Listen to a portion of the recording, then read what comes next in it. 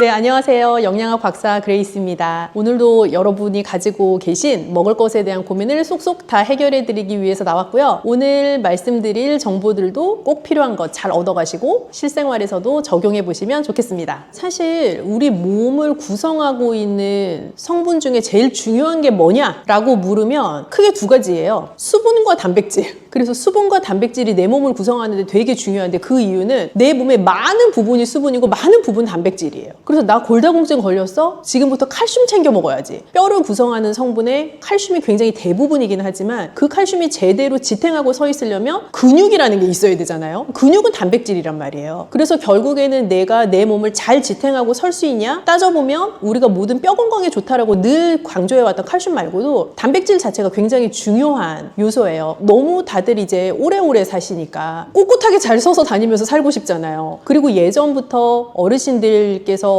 어디 막상 이렇게 해서 골절되면 라이프가 너무 괴롭고 힘들어지고 간병하시는 분도 굉장히 힘든 상황에 봉착하는 경우가 많다라는 얘기를 우리가 뭐 직간접적으로 많이 들어보셨을 텐데 그만큼 내 몸의 근육을 잘 보존해서 내가 딱 꿋꿋하게 서서 다닐 수 있는 그런 것들을 그냥 기본적으로 가장 중요하게 생각하시는 게 아닐까 싶어요. 단백질이 부족해서 나타나는 신호라기보다는 사실은 단백질이 부족한 예를 들면 식사를 장기적으로 하셨다라고 하면 그거는 단순히 단백질만 부족한 식사를 하신 것은 아닐 거예요. 단백질 식품이 같이 가지고 있는 게 마그네슘도 아연 같은 미량 영양소도 단백질 근본 식품이 많이 포함하고 있는 영양소인데 어떤 식사나 식품 자체가 하나의 영양소로만 구성되어 있지 않기 때문에 단백질이 부족한 상태의 식사를 오랫동안 지속하셨다 하면 다른 부가적으로 부족한 요소들이 많이 이미 있으실 거예요. 그런 상태의 분이라면 정말 기운이 없거나 면역력이 떨어지는 것을 스스로 느끼거나 하는 형태로 증상을 보이실 수도 있고 때로는 근감소증이라는 진단을 실제로 받게 되실 수도 있죠. 20대 때는 돌도 씹어 소화시킨다 하잖아요. 그런데 50대, 60대, 70대 점점 진행될수록 나 옛날에 갈비 3인분씩 먹었는데 이제 1인분도 못 먹겠네? 말씀하시거든요. 그 이유가 그냥 먹는 양 자체가 줄어드는 건데 그 줄어드는 게 단순히 양이 줄어드는 게 아니라 내 소화효소 자체의 분비량도 줄어들고 소화효소가 잘 작용할 수 있게끔 하는 여러 기전들이 슬슬 떨어지는 거죠. 어떻게 보면 굉장히 자연스러운 노화 증상의 하나이기도 해요. 그리고 똑같은 양의 단백질을 먹어도 나의 20대 시절에 실제 내가 필요한 내 몸의 근육으로도 가고 내 몸을 잘 지탱하는 데도 사용되는 단백질의 효과로 전환될 수 있는 생체 이용률이 나이가 들면서 점점 떨어지기도 하죠. 그러한 이유들로 연세가 드실수록 단백질을 먹어도 내가 필요로 하는 효과를 잘 보기 힘든 경우들도 많이 계시죠. 우리나라 분들은 뭔가 식사에 대한 제 코멘트를 드리면 정말 열심히 들으시고 실천도 하신단 말이에요. 잘못된 방법으로. 왜 잘못된 방법으로 실천하시냐? 알려드린 거를 너무 열심히 하시다 보니까 그래요. 단백질을 챙겨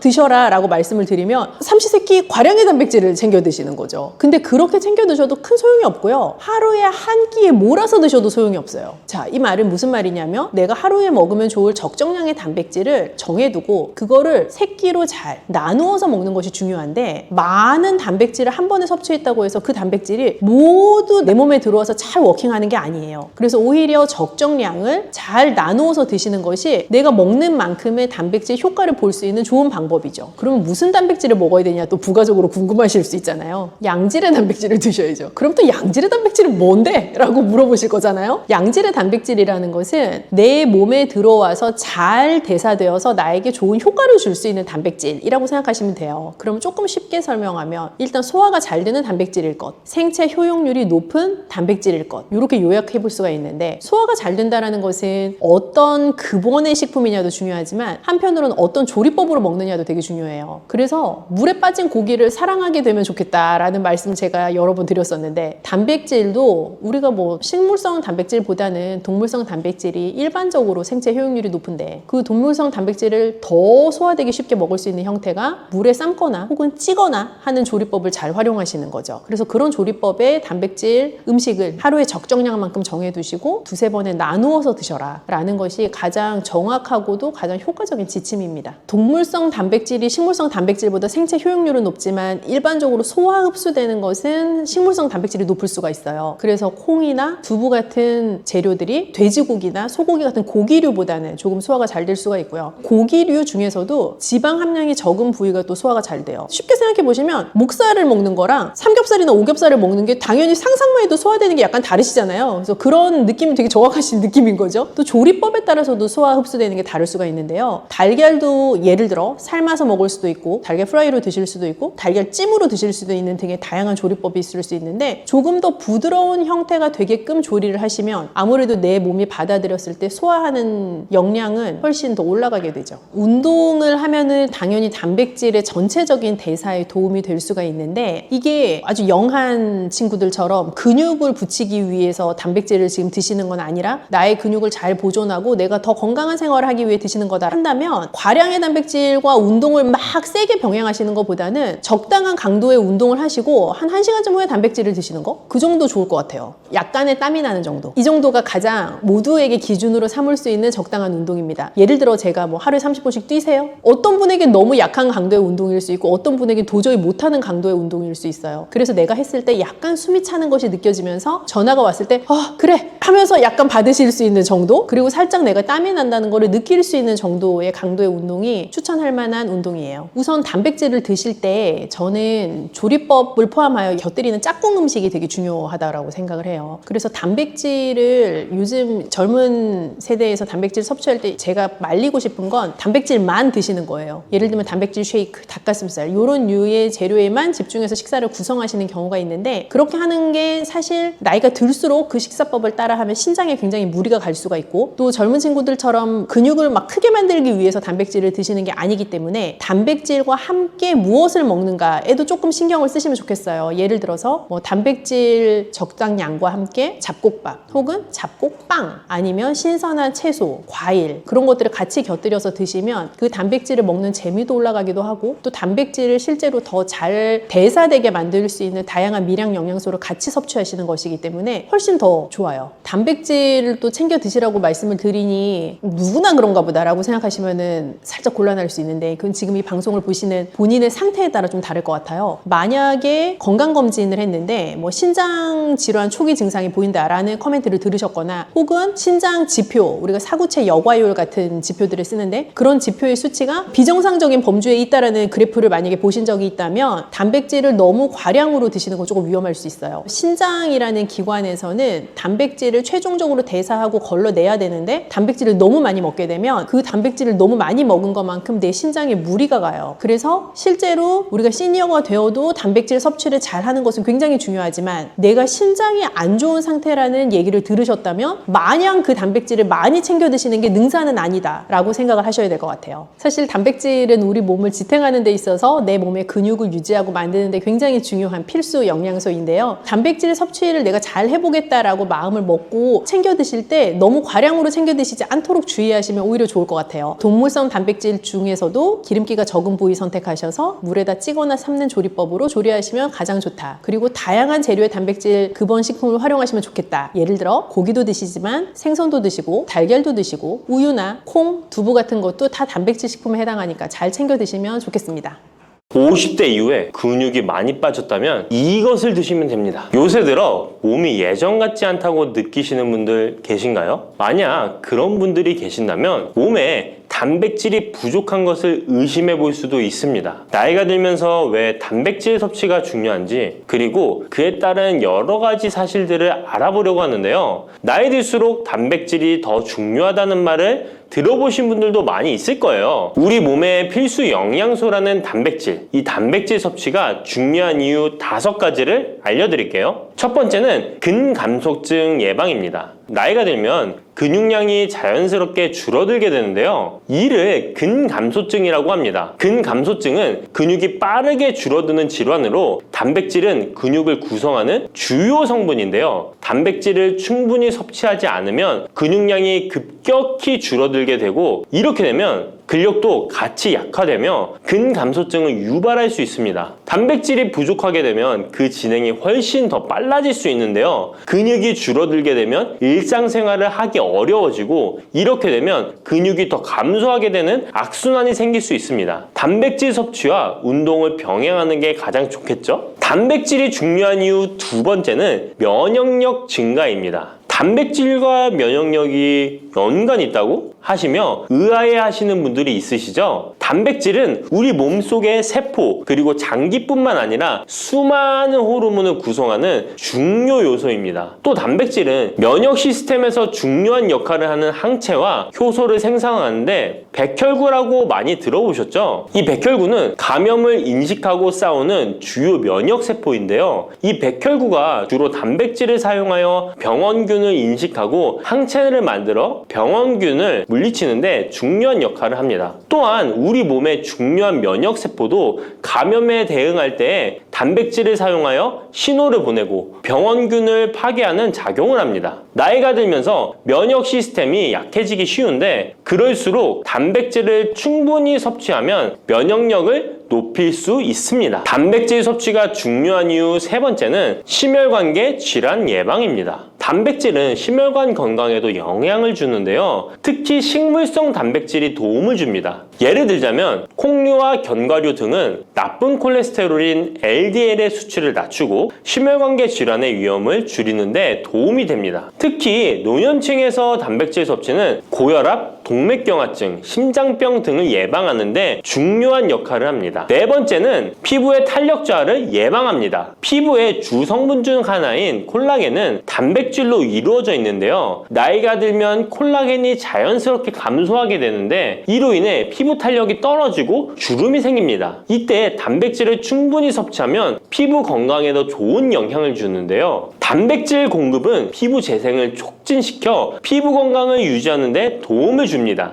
다섯 번째는 골다공증 예방입니다. 나이 드신 여성분들은 특히 더 주목해주세요. 질병관리청의 보도자료에 따르면 대한민국 50세 이상의 골다공증 유병률은 22.5%로 약 5명 중 1명은 골다공증이 있는데요. 골다공증은 조용한 뼈 도둑이라고 불릴 정도로 초기 증상이 뚜렷하게 보이지 않지만 골다공증이 한 번 생기면 이로 인한 고관절, 척추, 손목 등의 골절이 생기기 쉽고 이로 인해 합병증 위험 또한 증가하는데요. 이 골다공증을 예방하는 데 중요한 요소가 바로 단백질입니다. 단백질은 뼈를 구성하는 중요한 요소 중 하나인데요. 뼈의 건강을 유지하는 데 필요한 칼슘과 함께 단백질은 뼈의 구조를 안정화시키고 골밀도를 높여서 골다공증을 예방하는 데 중요한 역할을 합니다. 한마디로 노년층에서 우리가 흔히 알고 있는 칼슘과 비타민 D와 함께 단백질 섭취를 증가시키면 뼈가 약해지는 것을 방지할 수 있습니다. 이렇게 중요한 우리 몸속의 단백질이 혹시 부족하게 된다면 무슨 일이 일어날까요? 단백질이 부족하면 여러 가지 신체 기능에 문제가 생기는데요. 첫 번째는 인지 기능 저하와 치매입니다. 단백질 부족이 치매를 유발한다니 놀라셨나요? 연구에 따르면 단백질이 뇌 건강을 유지하는 데 아주 중요한 역할을 합니다. 특히 기억력에 많은 영향을 주는데요. 단백질은 뇌에서 신경 전달 물질을 만들고 뇌세포의 구조를 유지하는 데 도움을 줍니다. 특히 학습과 기억력에 영향을 주는 시냅스에서 발생하는 신경 전달 물질의 방출과 수용체 활성화는 대부분 단백질에 의해 조절되는데 예를 들어 NMDA 수용체와 AMPA 수용체는 기억 형성에 중요한 역할을 하며 이것들은 모두 단백질로 구성되어 있습니다. 그래서 충분한 단백질을 공급받지 못하면 뇌 기능이 떨어지고 치매나 인지 기능 저하의 위험이 점점 커질 수 있는 가능성이 있다는 것이에요. 이러한 단백질 섭취가 우리 몸에 얼마나 중요한 영향을 끼치는지 다시 한번 아셨죠? 또 단백질이 부족하면 탈모도 일어날 수 있다는 거 아시나요? 혹시 머리카락이 점점 얇아지고 있는 거나 빠지고 있는 것 같다고 느끼시나요? 탈모도 단백질 부족과 관련이 있습니다. 우리 머리카락도 단백질인 케라틴으로 주로 이루어져 있기 때문에 단백질이 부족하면 머리카락이 자연스레 약해지고 그 증상이 점점 심해지면 탈모가 올 수 있습니다. 우리가 광고로 많이 접하는 탈모 영양제 같은 경우도 맥주 효모 성분과 머리카락을 이루고 있는 아미노산 단백질로 구성이 되어 있는 것을 보면 쉽게 이해가 가실 거예요. 그러니 건강한 모발을 생각한다면 단백질을 잊지 말고 섭취해야겠죠? 그런데 말입니다. 왜 노년층이 단백질을 더 많이 섭취해야 하는 걸까요? 젊은 사람들보다 더 중요한 이유가 있을까요? 그 이유는 노년층은 근육이 자연스럽게 감소하고 신진대사도 느려져서 기초대사량이 감소하기 때문에 체지방률이 증가할 수 있고 단백질의 체내 합성 능력 또한 떨어지게 되는데요. 그러면 근육량이 줄어들게 되고 그만큼 신체 활동도 힘들어지면서 일상생활에서 어려움을 겪을 수 있는 것입니다. 그래서 노년층일수록 단백질을 충분히 섭취해서 근육을 유지하는 게 매우 중요하답니다. 그런데 노년층은 소화 기능이 떨어지기 때문에 사실 고기나 생선 같은 동물성 단백질을 섭취하는 게 불편할 수 있고 또 나이가 드시면서 식사량이 감소하거나 식사 준비의 번거로움도 매끼 단백질을 챙겨 먹는데 어려움을 주는 게 사실입니다. 그래서 혼자 지내시는 분들은 더욱더 단백질 섭취가 어렵기도 합니다. 또한 어떤 분들은 체중 증가를 걱정해서 단백질이 고칼로리라고 생각해서 드시기를 꺼려 하기도 하고요. 그렇다고 해서 섭취하기 어렵다고 단백질의 섭취를 멀리해서는 절대 안 됩니다. 우리 몸에 이렇게 필수적인 단백질을 충분히 섭취하기 좋은 음식에는 무엇이 있을까요? 단백질을 섭취하기 좋은 추천 음식 4가지 바로 소개해 드릴게요. 첫 번째 식품은 계란입니다. 사실 단백질하면 가장 먼저 떠오르는 식품이 계란인데요. 계란 2알만 드셔도 하루에 필요한 단백질의 20%를 섭취할 수 있다는 거 아셨나요? 특히 계란의 단백질은 완전 단백질로 분류되는데요. 이는 우리 몸이 제대로 기능하는 데 필요한 필수 아미노산을 포함한다는 것을 뜻해요. 계란은 단백질뿐만 아니라 비타민 A, D, E도 함유하고 있어 건강에 매우 좋은데요. 계란은 자연적으로 비타민 D를 함유하고 있는 드문 식품 중 하나입니다. 또한 계란 노른자에는 칼슘, 구리, 요오드, 철분, 망간, 인, 셀레늄, 아연도 풍부하게 함유하고 있어서 계란을 먹으면 많은 영양소를 쉽게 섭취할 수 있는 거죠. 두 번째 식품은 생선입니다. 등푸른 생선 좋다는 이야기는 누구나 한 번쯤 들어보셨을 텐데요. 사실 등푸른 생선뿐만 아니라 다른 생선도 저지방, 고단백 식품으로 다른 고단백 식품인 육류에 비해 지방 함량이 낮고 필요 영양소는 그대로 제공해줍니다. 생선에는 단백질과 함께 오메가3 지방산도 풍부하게 함유되어 있어 심혈관 건강에 좋죠. 특히 연어, 고등어, 참치 같은 생선은 단백질뿐만 아니라 항염증 효과도 있습니다. 그리고 대구 같은 백색 생선은 지방 함량이 매우 적고 단백질은 상대적으로 많아서 체중 걱정이신 분들이나 다이어트를 하는 사람들에게 더욱 좋은 생선입니다. 등푸른 생선도 지방 함량은 높지만 이 지방이 건강에 유익한 오메가3 지방산이기 때문에 건강에 도움이 되는데요. 생선의 단백질은 다른 육류나 콩류보다 소화가 편하고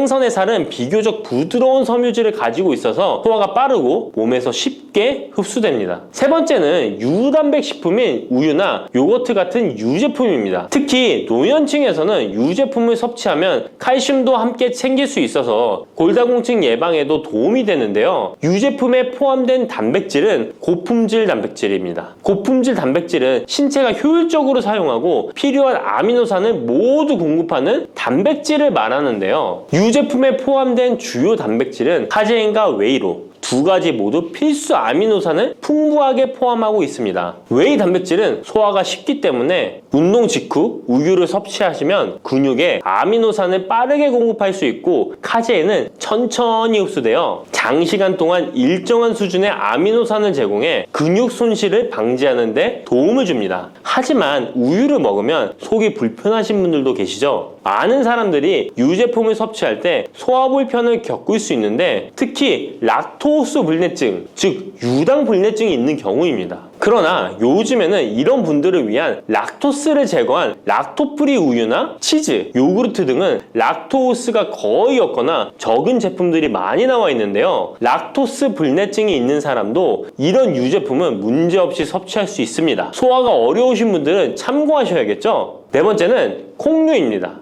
콩류 또한 식물성 단백질로 유명하죠. 콩류는 식물성 단백질을 제공하는 대표적인 식품인데요. 두부나 두유 같은 식품으로도 쉽게 섭취할 수 있고요. 콩류와 같은 식물성 단백질은 고기나 유제품과 같은 동물성 단백질에 비해 지방 함량이 낮고 콜레스테롤이 없는 특징을 가지고 있습니다. 특히 콩, 렌틸콩, 병아리콩, 검정콩 등 다양한 종류의 콩류는 필수 아미노산을 풍부하게 포함하고 있어 신체가 필요로 하는 단백질을 고루 제공하는데요. 특히 고기나 생선 같은 동물성 단백질이 소화가 어려우신 분들에게는 두부나 비지찌개 같은 소화가 잘 되면서도 단백질도 섭취할 수 있는 콩류가 좋은 단백질 식품입니다. 이렇게 몸에 필수적인 단백질, 음식만으로 충분히 섭취되면 좋겠지만 그게 어려운 경우도 있을 텐데요. 이때 단백질 보충제도 좋은 선택이 될 수 있습니다. 운동 후에 빠르게 단백질을 보충하고 싶을 때나 식사를 통해 충분한 단백질을 섭취하기 어려운 경우 보충제가 유용한데요. 마트에서 쉽게 찾을 수 있는 단백질 파우더나 고단백 프로틴바를 이용하면 간편하게 단백질을 보충할 수 있습니다. 하지만 이렇게 간편하게 섭취할 수 있는 제품들 몸에 좋다고 많이 섭취하면 좋을까요? 과량 섭취할 때도 큰 문제가 될 수 있습니다. 한 번에 과도한 단백질은 신장에 부담을 줄 수 있고 또 체내에서 불필요하게 지방으로 축적될 수 있습니다. 단백질의 하루 권장 섭취량은 성인 기준 몸무게 1kg당 약 1g인데요. 하루 권장 섭취량을 꼭 지키는 게 중요하죠. 한마디로 보충제는 식사로 부족한 부분을 보충하는 역할만 하도록 하고 식사로 골고루 단백질을 섭취하는 게 가장 이상적입니다. 마지막으로 단백질 섭취 시 간단한 팁을 알려드리겠습니다. 매 끼니마다 조금씩 단백질을 나눠서 섭취하는 게 단백질 흡수에는 효과적인 거 아셨나요? 단백질은 탄수화물과 지방과 다르게 잉여 단백질이 몸에 저장되지 않는데요. 그 때문에 한 번에 과량으로 섭취하면 소화가 어려워지거나 신장에 부담만 줄 수 있고 단백질은 필요 이상의 단백질은 배출되기 때문에 번거롭더라도 매일 조금씩 몇 끼마다 꾸준히 섭취하는 게 중요합니다. 고기 좋아하시는 분, 채소를 더 선호하시는 분, 이제는 다 같은 단백질이라고 생각하지 마시고 동물성 단백질과 식물성 단백질을 골고루 섭취해야 하는데 동물성 단백질은 식물성 단백질에는 부족한 아미노산이 풍부하고 식물성 단백질은 동물성 단백질에 비해 지방이 적고 섬유질도 같이 섭취할 수 있습니다. 우리가 평상시에 먹는 한식은 사실 단백질 섭취에 아주 좋은데요. 식탁에 단백질이 풍부한 계란, 생선, 두부, 콩들을 반찬으로 두어 개만 먹어도 쉽게 몇 끼마다 몸에 필요한 단백질을 섭취할 수 있습니다. 이제부터 잊지 마시고 단백질이 풍부한 반찬 꼭 드셔주세요. 네, 박사님 안녕하세요.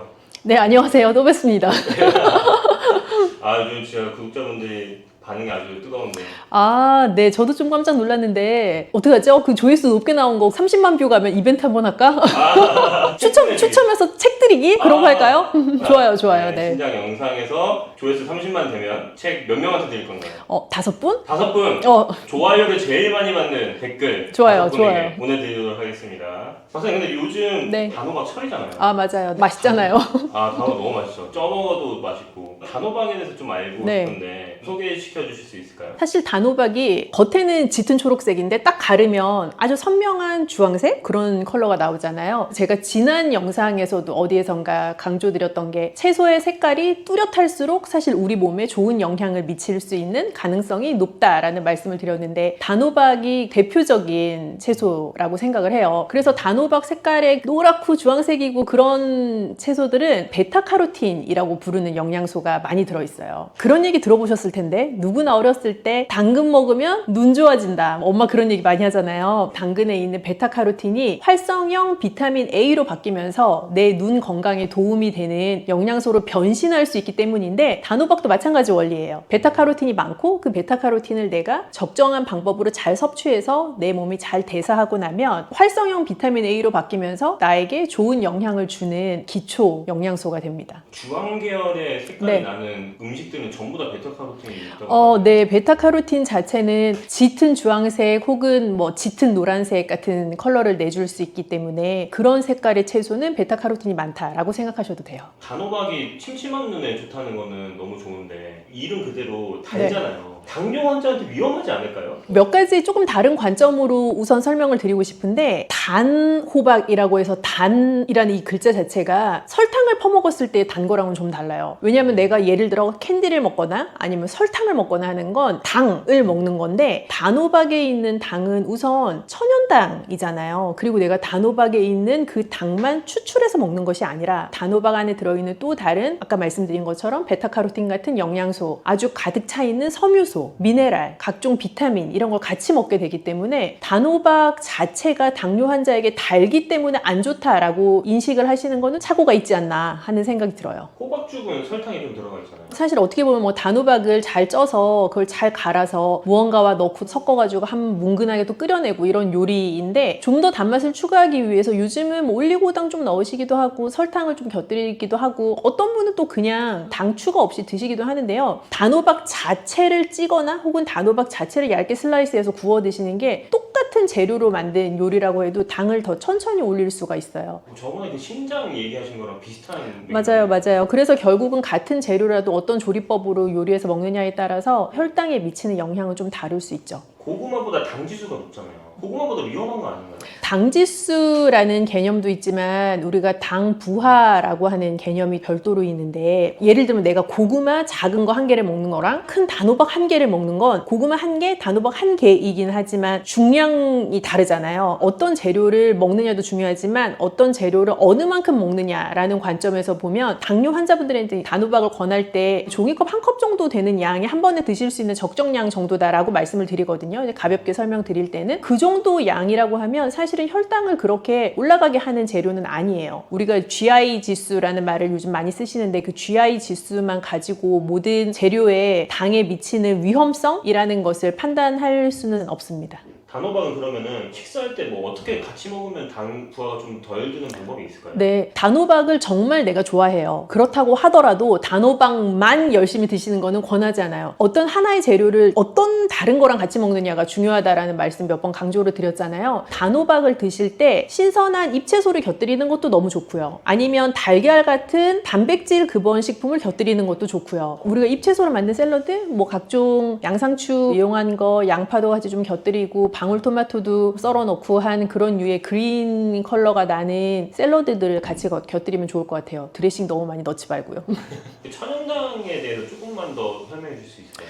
예를 들면 마시는 음료수를 한번 생각을 해볼게요. 내가 집에서 사과랑 찐 단호박이랑 잘 익은 바나나랑 그런 거를 넣고 믹서기에 잘 갈아요. 아무 설탕이나 올리고당 넣지 않고요. 그래도 달거든요. 설탕이나 올리고당 넣지 않았는데 왜 달죠? 자연적인 천연의 단맛, 그 천연당이 있기 때문에 단맛이 나는 건데요. 공장에서 나온 각종 음료들은 감미를 하죠. 인공당이 들어가 있는 것인데, 천연당이라고 해도요, 인공당과 마찬가지로 과량을 먹게 되면 내 몸 안에서 중성지방으로 바뀌고 그게 내 간에 축적이 되면서 나를 살찌게 하거나 혹은 대사적으로 나를 불균형으로 이끌 수는 있어요. 하지만 인공당이 농축되어 있는 것만큼의 그 양을 천연당으로 먹기는 사실 쉽지가 않고, 자연에 있는 재료에서 포함되어 있는 천연당은 그 천연당 자체가 가지고 있는 건강한 단맛을 즐겁게 즐기면서도 재료 자체가 가지고 있는 당 말고 다른 좋은 영양소들, 섬유소, 자연에서부터 온 수분, 비타민, 미네랄, 단백질 그런 것들을 잘 같이 즐길 수 있는 재료이기 때문에 인공당이 많이 들어가 있는 식품이랑은 조금 다르죠. 당뇨 환자가 단호박을 안전하게 먹으려면 어떻게 먹으면 좋을까요? 설탕을 첨가하지 않고 단호박만 드시는 건 괜찮아요. 예를 들어 단호박을 잘 쪄서 적당량 드시거나 혹은 얇게 슬라이스해서 뭐 기름을 많이 두르지 않고 팬에다가 구워서 노릇하게 드시거나 하는 건 너무 좋은 방법이고요. 제일 추천드리고 싶지 않은 거는 설탕이나 시럽 같은 거를 많이 넣은 단호박 라떼? 그런 거는 좀 별로입니다. 그래서 내가 무언가를 첨가하지 않고 자연 재료 자체를 건강하게 조리해서 먹는다라고 생각하시면 단호박을 충분히 건강하게 당뇨 환자분들도 즐기실 수 있는 간식이 되죠. 이런 여름철에 네네. 단호박을 먹으려면 하루에 단호박은 어떤 식으로 먹는 게 좋은지 아침, 점심, 저녁으로 좀 알려주세요. 일단 추천드리고 싶은 건 내가 아무리 좋아하는 좋아하는 재료라도 대놓고 먹는 거는 저는 추천드리고 싶지 않아요. 너무 내가 좋아하는 재료라고 해서 정말 삼시세끼 그 재료를 먹는 것보다는 적절하게 잘 드시고 다른 끼니에는 다른 영양소를 공급해 줄 수 있는 재료를 드시면 좋겠어요. 하루에 한 번 정도, 종이컵 한 컵 정도에 해당하는 단호박까지는 괜찮겠다라고 생각이 돼요. 그리고 조금 더 욕심을 부리자면 단백질 재료 곁들여서 드시고 또 다른 비타민이나 미네랄을 공급해 줄 수 있는 채소류, 신선한 과일들 같이 곁들여 드시면 좋을 것 같아요. 당뇨 환자도 조금 더 즐겁게 식사할 수 있는 방법이라고 생각한다면 고기하고 단호박을 같이 잘 볶아서 드시는 요리도 저는 추천하고 싶은데, 단호박 자체가 조리하기 전에는 꽤 단단한 과육이거든요. 얇게 슬라이스 하셔가지고 고기랑 같이 볶아내면 고기의 단맛도 좀 살짝 배이면서 단호박의 단맛도 좀 급대화가 되기도 하고요. 즐겁게 드실 수 있는 요리가 되죠. 요리 비결이 있는 그런 게 있을까요? 그런 요리의 비결은 또 제가 이런 거를 늘 하지 않습니까? 그 무슨 책인가요? 최고의 당뇨밥상.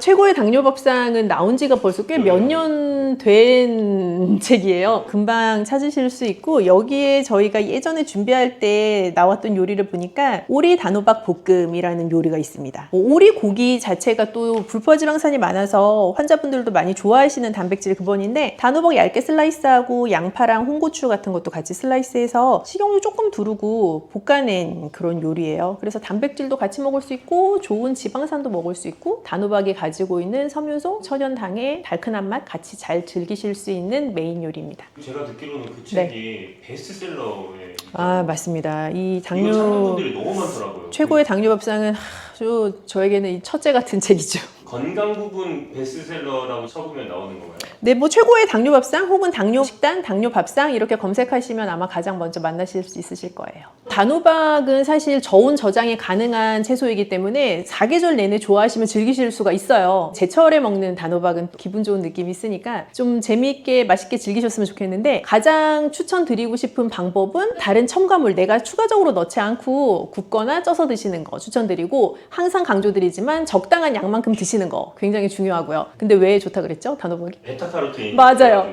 단호박은 베타카로틴이 많은 채소라고 말씀드렸는데, 뚜렷한 주황색, 노란색을 가지고 있는 채소류들 즐기시면 눈 건강에도 도움이 되고 또 항산화 작용도 가지고 있으니까 당뇨 환자도 부담 없이 설탕 추가만 안 하신다면 잘 드시고 건강한 여름 나셨으면 좋겠습니다. 침침한 눈이 밝아지고 뱃살이 쏙 빠지려면 단호박을 이렇게 드셔야 합니다. 호박이 넝쿨채에 굴러 떨어졌다라는 표현 아시나요? 큰 힘을 들이지 않으면서 우연히 좋은 일이 생기거나 큰 성과를 거둘 때 이런 속담 쓰이죠? 옛부터 단호박은 그 자체로 맛있고 영양가가 풍부한 식품으로 많은 사랑을 받아온 채소인데요. 맛있는 단호박이 우리 건강에 다양한 효능을 제공하는 사실 알고 있나요? 그리고 단호박에 관한 건강한 삶을 사는데 도움이 되는 정보들 같이 알아보실게요. 단호박은 맛도 좋고 건강에 많은 효능을 가지고 있는 정말 훌륭한 식품인데요. 이런 단호박의 놀라운 효능들 5가지 바로 알려드릴게요. 단호박의 첫 번째 효능은 바로 심혈관 건강 개선입니다. 단호박에는 불포화 지방산과 식이섬유가 풍부하게 들어있는데, 이런 성분들이 혈중 콜레스테롤 수치를 조절하고 혈액순환을 원활하게 도와줍니다. 또한 이 불포화 지방산은 체내에 축적된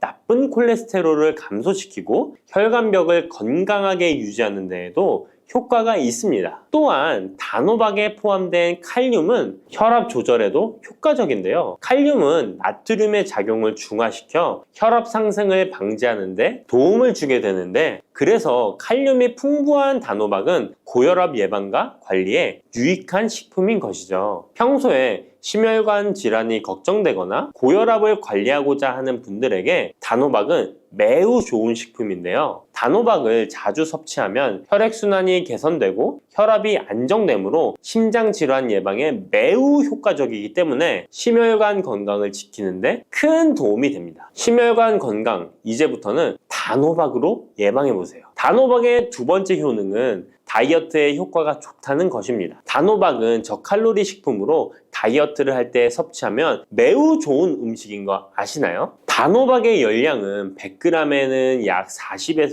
50kcal 정도밖에 안 되는데요. 보통 다이어트 하실 때 고구마 많이들 드시죠? 고구마의 열량은 100g당 약 85에서 110kcal인데요. 단호박의 칼로리는 고구마의 반도 안 되는 것이죠. 그래서 단호박은 다이어트 할 때 칼로리 걱정 없이 먹을 수 있습니다. 거기다 단호박은 식이섬유도 풍부해서 포만감을 오래 유지시켜줍니다. 이런 특징 덕분에 간식 대신 단호박을 드시면 과식을 방지할 수 있고 체중 조절에 효과적입니다. 또한 단호박의 식이섬유는 소화가 잘 되지 않아서 장에 천천히 흡수되기 때문에 혈당 조절에도 유익한데요. 급격한 혈당 상승을 막아주어 다이어트 중에도 혈당이 급격히 떨어지지 않게 도와주죠. 또한 다이어트 중에 발생할 수 있는 변비를 예방할 수 있기 때문에 체중 감량을 도울 뿐만 아니라 장 건강도 함께 챙길 수 있습니다. 다이어트 중이라면 단호박을 간식이나 식사 대용으로 활용해 보세요. 맛도 좋고 영양도 풍부한 최고의 다이어트 식품입니다. 단호박의 세 번째 효능은 바로 눈 건강에 도움이 된다는 점입니다. 단호박에는 당근과 마찬가지로 비타민 A와 베타카로틴이 풍부하게 들어있는데요. 이 두 성분은 우리 눈의 건강을 지키는데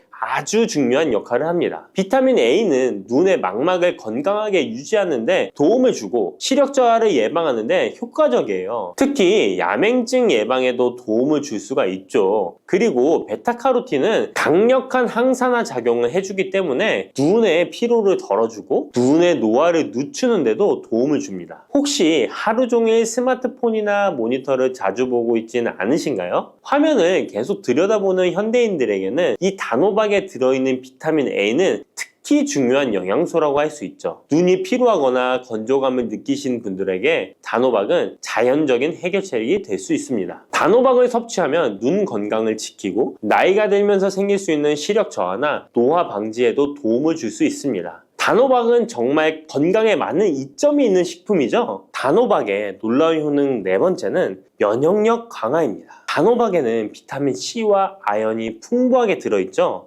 비타민 C는 면역 세포를 활성화시켜 감염 예방에 큰 도움을 주고 아연은 백혈구의 생성을 돕고 체내에서 염증 반응을 조절하여 면역 체계가 정상적으로 작동할 수 있게 도와줍니다. 이뿐만 아니라 단호박에 들어있는 항산화 물질들은 우리 몸의 세포를 보호하고 염증을 줄여 면역 기능을 더욱 향상시키는 데 도움을 주는데요. 특히 겨울철이나 환절기에 감기나 독감 예방을 위해 면역력 강화를 원하신다면 단호박을 꾸준히 섭취하시는 것이 좋은 식습관이 될 수 있습니다. 또 자주 피로감을 느끼거나 감기 등에 쉽게 걸리는 분들에게 단호박은 아주 좋은 식품이라는 것 알고 계시면 도움이 될 거예요. 단호박의 효능 다섯 번째는 부종과 붓기를 개선하는데 도움을 주는 것입니다. 붓기에 호박이 좋다는 거 모르시는 분 없으시죠? 우리가 수술이나 시술을 받고 얼굴이 부을 때 약국에서 단호박즙 같은 거를 파는 것도 많이 보셨죠? 이는 단호박에는 칼륨이 풍부한데 칼륨은 체내에 있는 나트륨과 균형을 맞춰주고 몸 안에 불필요한 수분을 배출하는 역할을 합니다. 그래서 부종을 완화하고 몸의 붓기를 개선하는데 효과적이죠. 특히 평소에 손이나 발, 얼굴 등이 자주 붓는 분들에게 단호박을 섭취하면 체내 나트륨 농도를 조절해줘서 불필요한 수분이 빠져나가면서 붓기가 자연스럽게 완화될 수 있습니다. 이렇게 효능이 많은 단호박을 어떻게 섭취하느냐에 따라 그 효과가 달라질 수 있다는 사실 알고 계시나요? 섭취 방법에 따라 효능의 50%만 섭취하게 될 수도 있고 또 100%로 바뀔 수도 있는데요. 단호박 효능 100%로 섭취하는 방법 바로 소개해 드릴게요.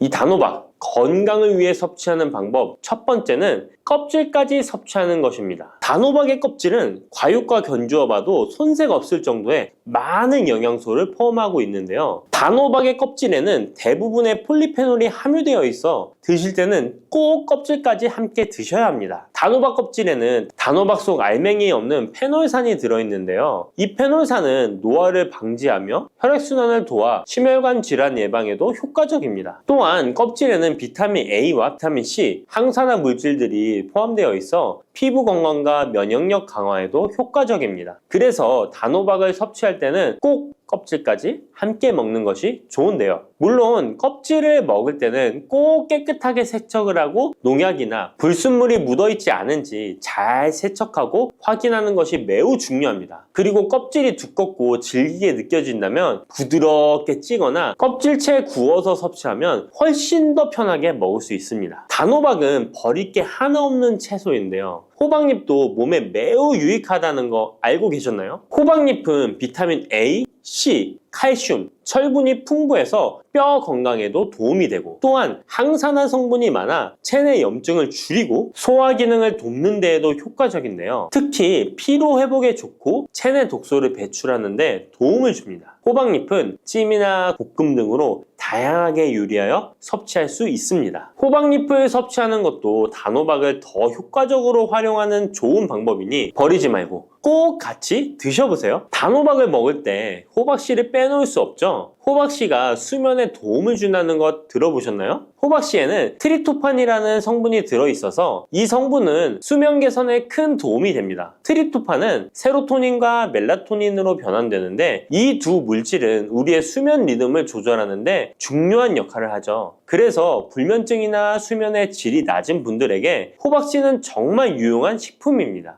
또한 단백질과 건강한 지방이 풍부하여 혈당 조절에도 도움을 줄 수 있는데요. 혈당이 급격히 오르거나 내리는 것을 막아주고 당뇨병 예방에 효과적입니다. 그래서 호박씨는 다이어트에 매우 좋고 식사 후 간식으로 섭취하면 포만감을 오래 유지시킬 수 있습니다. 여담으로 우리 다른 사람의 단점을 뒤에서 이야기하는 것을 보고 뒷담화한다고 하고 호박씨 깐다고도 하잖아요. 과연 어떤 것 때문에 이런 이야기가 나왔을까요? 저도 궁금합니다. 아시는 분은 알려주세요. 이렇게 단호박은 아주 건강에 좋은 식품이지만 섭취 시 주의할 점이 있는데요. 건강을 지키기 위한 몇 가지 단호박 섭취 유의사항을 알아볼게요. 첫 번째는 껍질 섭취 시 소화 문제입니다. 단호박의 껍질은 건강에 많은 효능이 있지만 소화가 어려운 경우도 있을 수 있는데요. 특히 소화 기능이 약한 분들이나 위장에 민감한 분들은 껍질이 소화되지 않거나 불편함을 느낄 수 있습니다. 이런 분들은 단호박 껍질을 제거하고 속만 섭취하는 것이 좋습니다. 아니면 껍질을 먹을 때는 반드시 부드럽게 조리하여 섭취해서 소화 불량이나 복부 팽만감을 최대한 피하게 해야 합니다. 두 번째 유의사항은 알레르기 반응입니다. 단호박은 일반적으로 알레르기 반응을 일으키는 경우가 드물지만 일부 사람들은 호박에 알레르기가 있을 수 있는데요. 특히 호박이나 호박씨에 민감한 분들은 섭취 후 발진이나 가려움 등의 증상을 경험할 수 있습니다. 이런 증상이 나타난다면 단호박 섭취를 바로 중지하고 알레르기 전문의와 상담하는 것이 좋습니다. 알레르기 반응은 개인의 체질에 따라 다를 수 있기 때문에 처음 먹을 때는 소량으로 섭취하여 반응을 확인하는 것이 안전하다는 거 기억해 주세요. 단호박 섭취에 유의해야 할 사항 세 번째는 신장질환이 있는 사람의 섭취입니다. 단호박은 칼륨이 풍부한 식품인데요. 신장 기능이 약한 분들은 칼륨 과다 섭취가 문제가 될 수 있습니다. 칼륨이 과잉 섭취되면 신장에 부담을 줘서 부종이나 혈압 상승 등의 문제가 발생할 수 있기 때문인데요. 신장 질환이 있는 사람은 칼슘 섭취를 조절해야 하므로 단호박을 섭취하기 전에 반드시 의사와 상담하는 것이 좋습니다. 신장에 문제가 있는 분들은 단호박 섭취 시에 본인에게 맞는 양을 조절하여 섭취해야 합니다. 네 번째, 단호박 섭취 시 유의사항은 다이어트 시 과잉 섭취입니다. 아까 얘기 드렸듯이 단호박은 다이어트에 유익한 식품이라고 했잖아요. 하지만 다이어트에 도움이 되는 단호박도 조리 방법에 따라 칼로리가 달라질 수 있습니다. 예를 들어 단호박을 버터나 크림 등 고칼로리 재료와 함께 조리하면 그만큼 칼로리가 높아져서 다이어트에 좋지 않을 수 있습니다. 다이어트를 하시는 분들은 단호박을 찌거나 구운 방법으로 조리하고 고칼로리 재료를 피하는 것이 건강하고 성공적인 다이어트를 위해서 꼭 필요합니다. 또한 단호박에 포함된 당분은 비교적 낮지만 당뇨가 있는 사람은 과도하게 섭취하지 않도록 주의해야 합니다. 마찬가지로 다이어트 중에도 혈당의 급격한 상승을 막기 위해 적당량을 섭취하는 것이 중요합니다.